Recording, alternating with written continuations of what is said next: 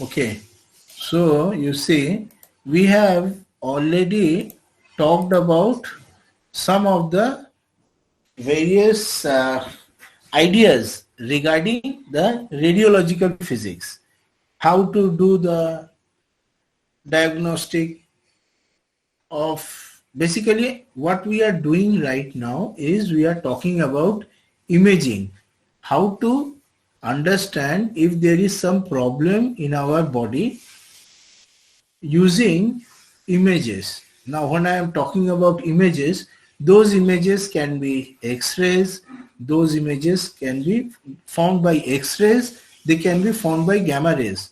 Now, as I have already told you several times, during the x-ray, what we do, x-ray scan, we give x-rays from outside the body, and our body is made up of muscles, blood, and many other things, and then bones, and each of the various substances forming our body have their own attenuation corresponding to the x-ray which are being absorbed. As a result, when the x-ray escape our body and there is a photographic plate out behind our back, and the x-rays which are being absorbed, their information we get from the image of the absorbed x-rays in the photographic plate, we get a sort of pattern.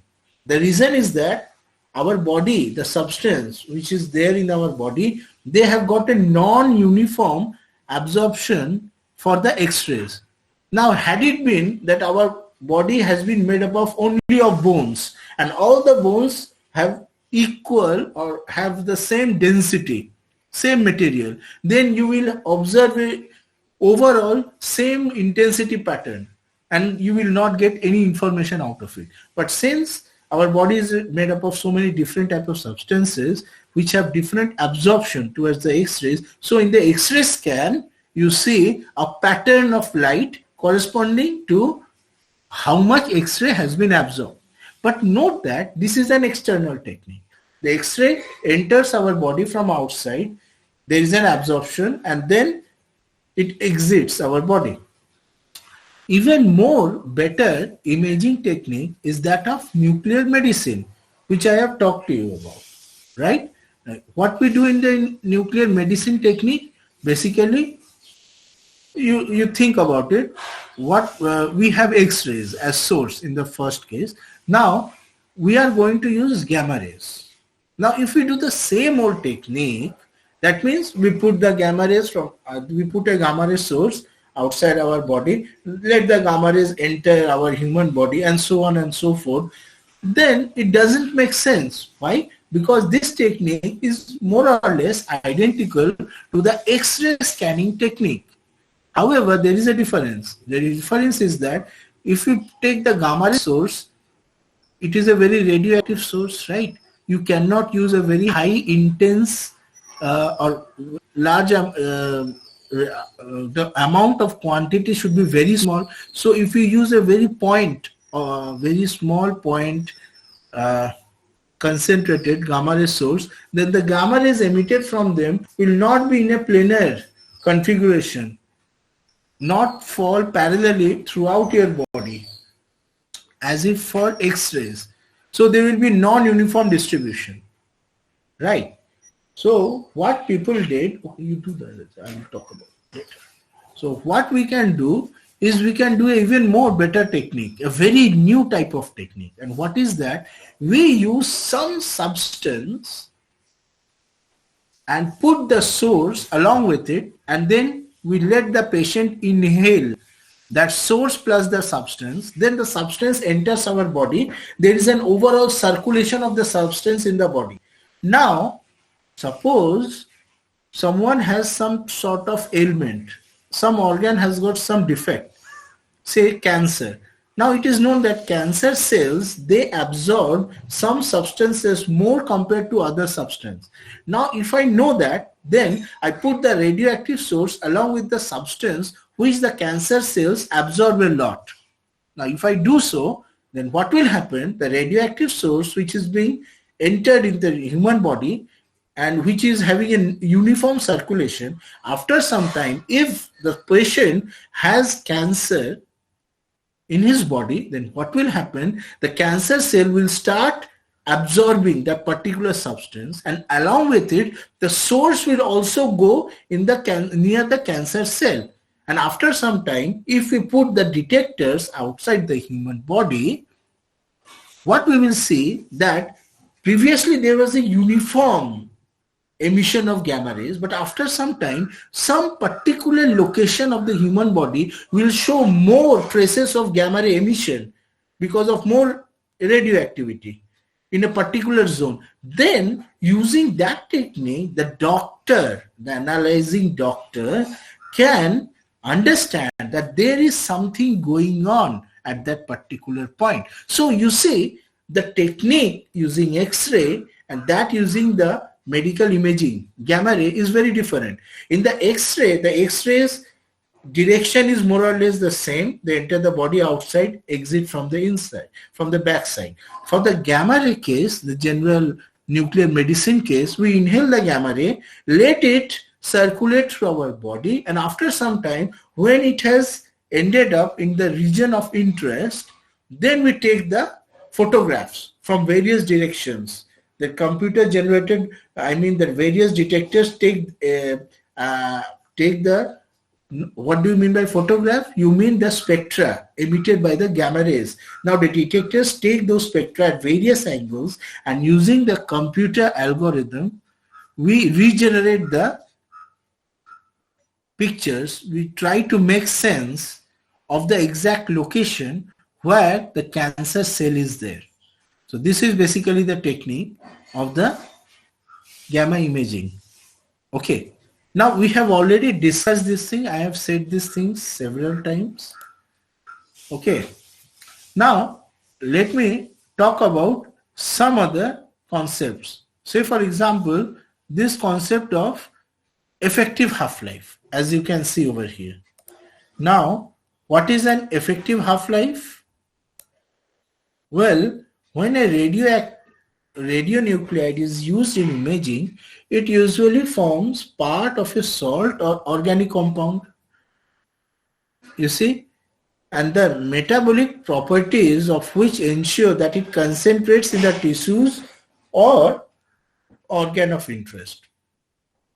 A pharmaceutical that has been labeled with a radionuclide is referred to as radiopharmaceutical. Okay, so in the nuclear medicine technique of gamma imaging, what we will be talking about is we were talking about the radionuclide being given to the patient. Now, if the pharmaceutical alone is administered, it is gradually emitted from the tissues, organ, and the whole body by the usual metabolic processes of turnover and excretion. Such a process can be regarded as having a biological half-life. However, if the radionuclide is stored in a bottle, its activity decays along with its physical half-life. Okay. So, suppose we administer this radiopharmaceutical to a person, then the radioactivity in specific tissues, an organ, or the whole body decreases because of the simultaneous effects of radioactive decay and metabolic turnover and excretion. And so we will have an effective half-life. So what is happening? You see, just take a very simple case. Suppose we have got a cobalt-60 source that we use in the lab, right? Now if I put the cobalt-60 source seal in the plastic container on the table, it will remain there as it is, and the decay of the source will be according to its, and the decay of the source from the table itself on which the source has been put will be according to its half-life, the half-life that we know, right, in nuclear physics. However, suppose a very small amount of that cobalt-60 is being attached to a radiopharmaceutical and a person eats it, then what will happen? although it is dangerous because its half-life is very long, so it will stay in the body for a very long time. However, do note that the body is not a static system like that of the table. It's a dynamic system. Okay, the process of digestion, excretion, and many other processes are there. As a result of which, most of the pharmaceutical and the radioactive nuclei itself will be exiting outside the body. But even if so, small amount, there is a possibility could remain inside the body. And if the half-life is very long, then in the long term, it will be very damaging. It will be the source of cancer itself to the body, right? So here comes the very crucial point regarding radiopharmaceuticals is that the half-life should be very small so that we just take the photographs or take the spectra from the detectors, and very soon, say after 5 minutes of taking the medicine, it just decays out of the body on its own. Even if it is there, it should not be radioactive at all. Something like that. And then we are safe. Okay. So you see the effective half-life is now, you see the effective half-life is shorter than either the biological or the physical half-lives like this. It depends on the radiopharmaceutical used and the organ involved and can vary from person to person depending on their disease state. Okay. Any questions? Students, any questions? I've already discussed this thing several times. Even yesterday I talked to you about it. Arundhati, Partho, Bhaushali, Sanjeev, everything okay? Okay. Yes, fine. Now, let me talk a little bit more about the radiopharmaceuticals, right? Now, what are the desirable properties of it? Although I have discussed it several times, it is quite important that I should point-wise discuss the important properties of it. Now, the most important ones are that, as I've just mentioned right now, the physical half-life should be of a few hours, similar to the time from preparation to injection. Remember that it is not only the patient who is inhaling the radiopharmaceutical who is at risk. Also, the person who is preparing them. Suppose we go to a hospital, what we see? We see patients coming to the hospital every day. So a patient, even if he inhales, even if he takes the radiopharmaceutical, it is just a one time for him or her. However, the person who is administrating this dose, he's there working in the hospital day and night, every day. So in a year, he's going to accumulate a large amount of radioactivity if he is not very careful, right? So we have to have the half-life which should be as less as possible for the safety of both the patient and the person who is administrating the dose. Also, to note that if the half-life is very much short, then much more activity must be prepared than is usually injected. Now, next is that the decay to the daughter nucleus to this, the decay should be to a stable daughter, or at least one with a very long half-life, stable one. Now, emission of gamma rays which produce the image, but no alpha or beta rays, nor very low energy photons which have a very short range in tissue and deposit unnecessary dose in the patient. This should be taken care. Also, decay by isomeric transition or electron capture is therefore preferred. You see, the emission of gamma rays of energy from 50 to 300 keV and ideally about 150 keV is high enough to exit the patient, but low enough to be easily collimated and easily detected. These things we must understand. Ideally, the emission of monoenergetic gamma rays so that scatter can be eliminated by energy discrimination or by a pulsite analyzer. But this is always important. A monoenergetic gamma ray is the best thing out there.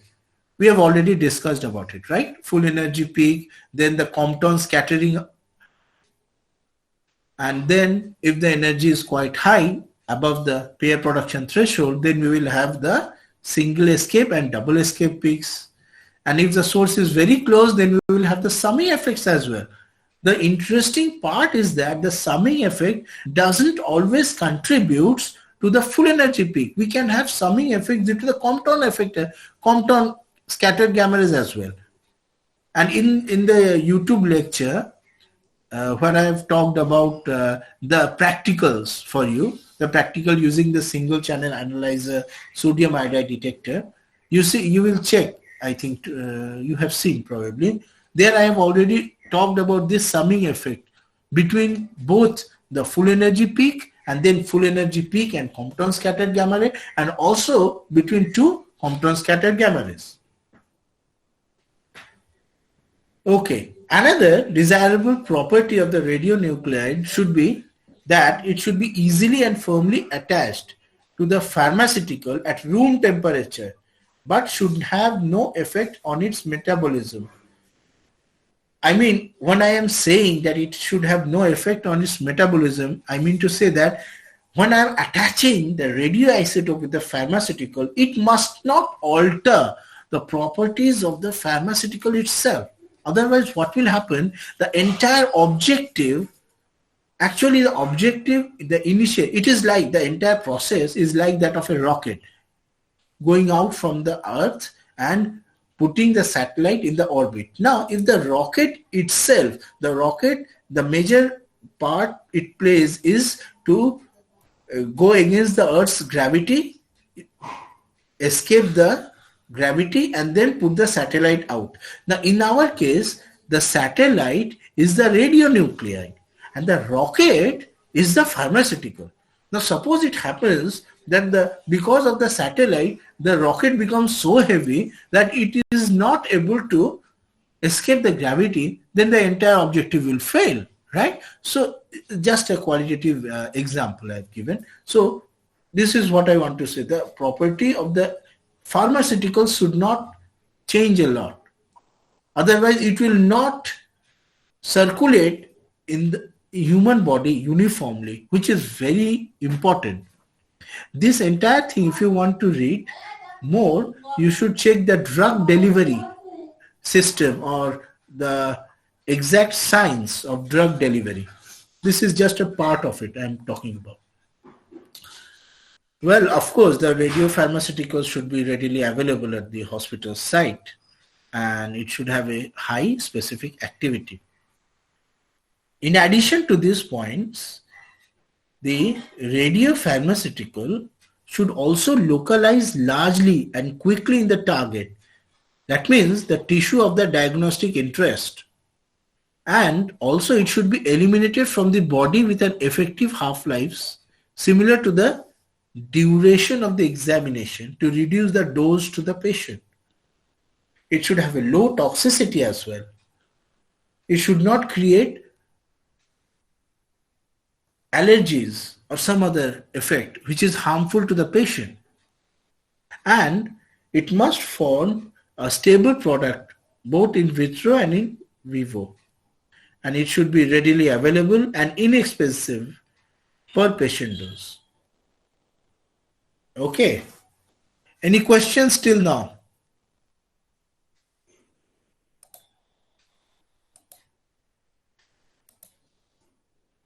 না sir ঠিক আছে